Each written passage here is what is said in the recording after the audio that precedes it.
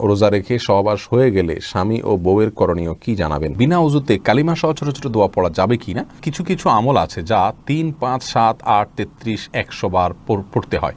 প্রশ্ন হলো, এই নির্দিষ্ট সংখ্যক বার পড়তে গেলে যদি বেশি পড়া হয়ে যায় তাহলে সওয়াব পাওয়া যাবে কি না? আমাদের সময় ছোট বাচ্চা খেলনা নিয়ে জায়নামাজের উপর বসে থাকে, কোলের কাছে সেজদা দেওয়ার জায়গা থাকে না, তখন করণীয় কি? অনেক গরিব লোক আছে, নামাজ তেমন পড়ে না, এদের দান করলে সওয়াব হবে কিনা? মহিলারা হায়েজ অবস্থায় আজানের জবাব ও আজানের দোয়া পড়লে কি গুনাহ হবে? দুলাভাইকে ভাইয়া বলে ডাকা যাবে কিনা? পবিত্রতার ব্যাপারে শয়তানের ওয়াসওয়াসা থেকে বেঁচে থাকার উপায় কি মহিলাদের জন্য? ওযু করতে গিয়ে অন্যের ওযুর পানি শরীরে পড়লে কি কোনো রকম সমস্যা আছে? জিন কি মানুষকে স্বপ্নে দেখাতে পারে? নামাজের মাঝখানে যদি ওযু ভেঙে যায় তাহলে কি করতে হবে? সন্তান হিজড়া না হওয়ার জন্য কি বাবা মায়ের কোনো আমল আছে কোরআন সুন্নাহ? মহিলাদের ঠোঁটে লিপস্টিক ব্যবহার করা যাবে কি না? স্বামী বারবার অনুরোধে চুল কালো করা যাবে কি না? মেয়েদের জামাতে নাকি ব্যক্তিগতভাবে নামাজ আদায় করা উত্তম? বিবস্ত্র হয়ে গোসল করা যাবে কিনা? রোজা অবস্থায় ঠোঁটে ভেজলিন দেওয়া যাবে কিনা? ঋণগ্রস্ত হয়ে ঋণ পরিশোধ না করে কি আত্মীয় স্বজনকে সাহায্য করা যাবে? অজু অবস্থায় বাচ্চাকে দুধ পান করালে কি অজু ভেঙে যাবে? স্বামী চাইলে বউ একাকী অবস্থায় টিপ দিতে পারবে কি না? দায় রাখা কি পুরুষের জন্য বাধ্যতামূলক? কোনো কাজে সফল হতে হলে কিভাবে দোয়া করলে কবুল হওয়ার সম্ভাবনা বেশি? বর্তমানে সব জায়গায় ফিতনার ছড়াছড়ি, কিভাবে আমরা আমাদের দৃষ্টি হেফাজত করব এবং জবান সংযত করব? আর দেরি না করে আমরা তাহলে শুরু করছি মূল পর্ব আমাদের প্রশ্ন উত্তরের। মালা খাতুন, আপনি জানতে চেয়েছেন বিনা উযুতে কালিমা সহ ছোট ছোট দোয়া পড়া যাবে কি না? উত্তর হলো অবশ্যই পড়া যাবে। কালিমা এবং ছোট ছোট দোয়া এগুলো পাঠ করবার জন্য, দুরূদ পাঠ করবার জন্য, এমনকি মুখস্থ কোরআন তেলাওয়াত করবার জন্য অজুর কোনো প্রয়োজন নেই। কোরআনে কারীম শুধু স্পর্শ করে যখন আপনি তেলাওয়াত করবেন বা স্পর্শ করবেন তখন আপনাকে উযু করতে হবে। এছাড়া মুখস্থ তেলাওয়াতের জন্য উযুর প্রয়োজন নাই, দুরূদ পড়তে উযুর প্রয়োজন নাই, দোয়া পড়বেন সে উযুর প্রয়োজন নাই, কালিমা পড়ছেন তখন উযুর প্রয়োজন নেই। তবে হ্যাঁ, অজু অবস্থা যদি থাকতে পারেন, সে অবস্থা ভালো কাজগুলো করতে পারেন, সেটা অবশ্যই প্রশংসনীয়। খানম স্বপ্না, আপনি জানতে চেয়েছেন কিছু কিছু আমল আছে যা 3, 5, 7, 8, 33, 100 বার পড়তে হয়। প্রশ্ন হলো, এই নির্দিষ্ট সংখ্যক বার পড়তে গেলে যদি বেশি পড়া হয়ে যায় তাহলে সওয়াব পাওয়া যাবে কি না?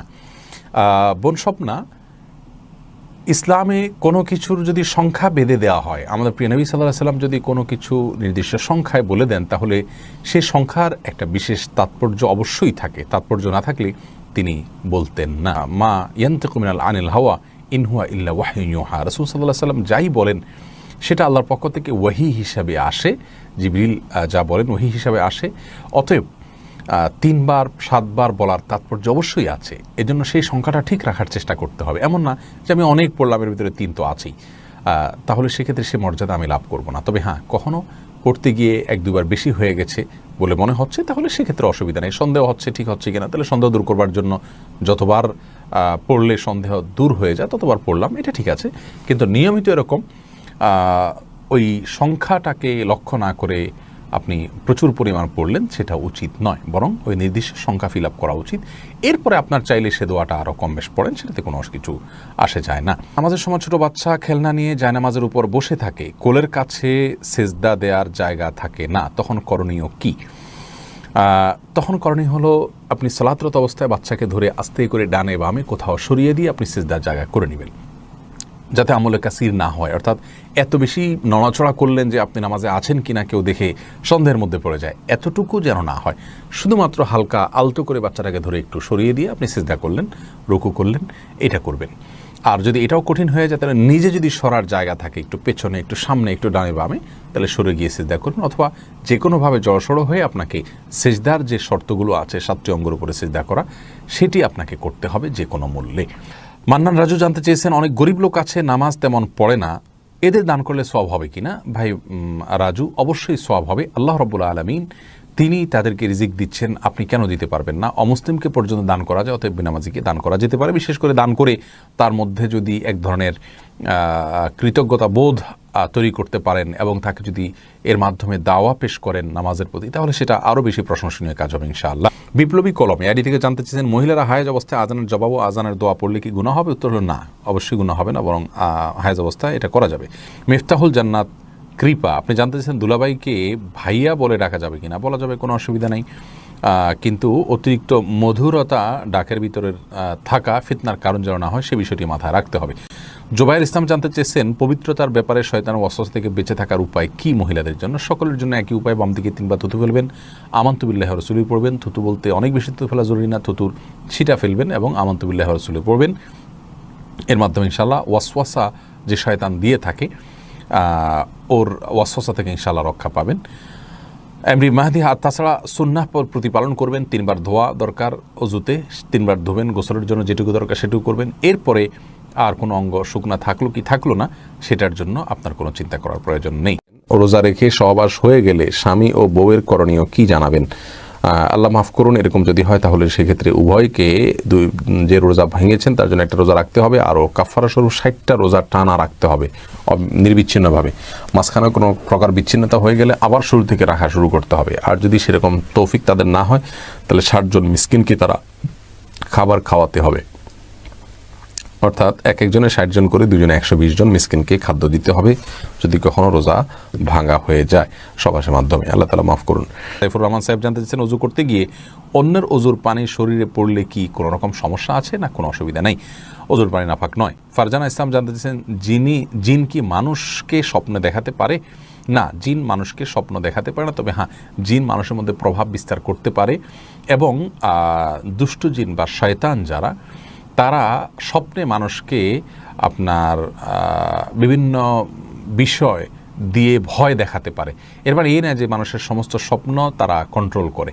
হ্যাঁ, কোনো কোনো ক্ষেত্রে মানুষের মধ্যে তারা প্রভাব বিস্তার করতে পারে এবং যার ফলে মানুষ কিন্তু স্বপ্নে ভয় পায়। এগুলো শয়তানের তরফ থেকে হয় অনেক সময় এবং হাদিসে এই ধরনের বর্ণনা পড়ে। খানম স্বপ্না নামাজের মাঝখানে যদি অজু ভেঙে যায় তাহলে কি করতে হবে? অজু করে এসে যে জায়গা থেকে ভেঙেছেন সেখান থেকে কন্টিনিউ করবেন, যদি মাঝখানে কথা না বলে থাকেন, অন্য কোনো কাজ করে না থাকেন। মারজান ইসলাম জানতেছেন সন্তান হিজড়া না হবার জন্য কি বাবা মায়ের কোনো আমল আছে কোরআন সুন্নাহ?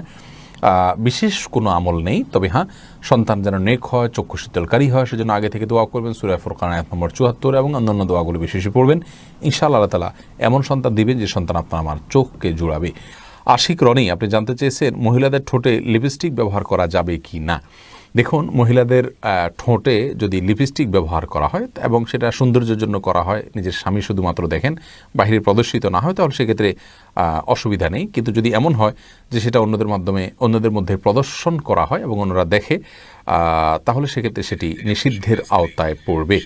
স্বামী বারবার অনুরোধে চুল কালো করা যাবে কি না? লুৎফুল করিম জানতে চেয়েছেন স্বামীর অনুরোধে চুল কালো করা যাবে না। আল্লাহ রাব্বুল আলামিন যেটিকে নিষেধ করেছেন সেটি অন্য কারোর নির্দেশের কারণে করা যাবে না। লা তাআতা লি মাখলুকিন ফি মাসিয়াতিল খালিকি, সৃষ্টিকর্তার নির্দেশকে লঙ্ঘন করে কোনো সৃষ্টির নির্দেশ মানা যাবে না।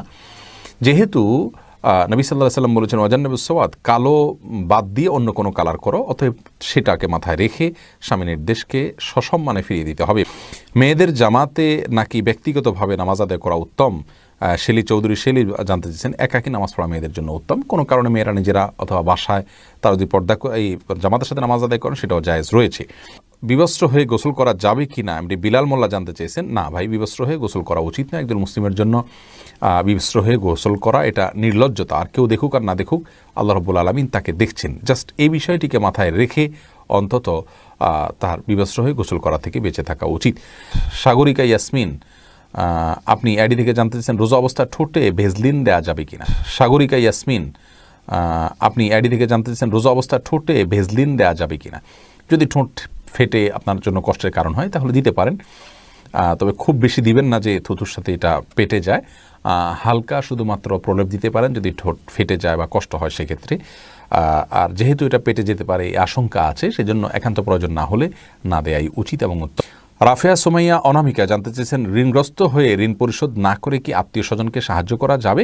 ঋণটা যদি সিস্টেমিক্যাল ঋণ হয়, যেটা আপনি কিস্তিতে পরিশোধ করছেন, পাওনাদারের কোনো প্রেশার নাই, তাহলে সেক্ষেত্রে সে ঋণ থাকা অবস্থায় আপনি দান সদকা করতে পারেন, কিন্তু অবশ্যই ঋণ পরিশোধ করা সদকা করার চাইতে উত্তম এবং ভালো। নাদিয়া নওশিন জানতে চেয়েছেন অজু অবস্থায় বাচ্চাকে দুধ পান করালে কি অজু ভেঙে যাবে? দুধ পান করলে অজু ভাঙবে না বোন।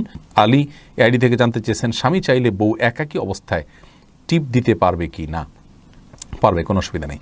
ওয়াহিদ রহিম জানতে চেয়েছেন দায় রাখা কি পুরুষের জন্য বাধ্যতামূলক? জি ভাই, অবশ্যই বাধ্যতামূলক, ওয়াজিব। নবী সাল্লাল্লাহু আলাইহি ওয়াসাল্লামের নির্দেশ আফুল লোহা আর খুল্লোহা, তিনি দাড়িকে ছেড়ে দিতে বলেছেন। অতএব যে বিষয় নবী সাল্লাল্লাহু আলাইহি ওয়াসাল্লামের নির্দেশ রয়েছে সেটি সাধারণ এবং স্বাভাবিক অবস্থা আমাদের জন্য ওয়াজিব। নোমান আব্দুল্লাহ জানতে চেয়েছেন, কোনো কাজে সফল হতে হলে কিভাবে দোয়া করলে কবুল হওয়ার সম্ভাবনা বেশি?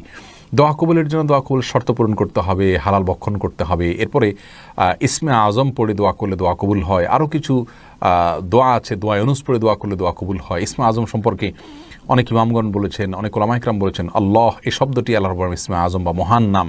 অতএব আল্লাহ বলে ডেকে ডেকে আল্লাহর কাছে দোয়া করলে দোয়া কবুল হয়। ইয়াদ আল জালাল ওয়াল ইকরাম বলে আল্লাহর কাছে দোয়া করলে দোয়া কবুল হয়।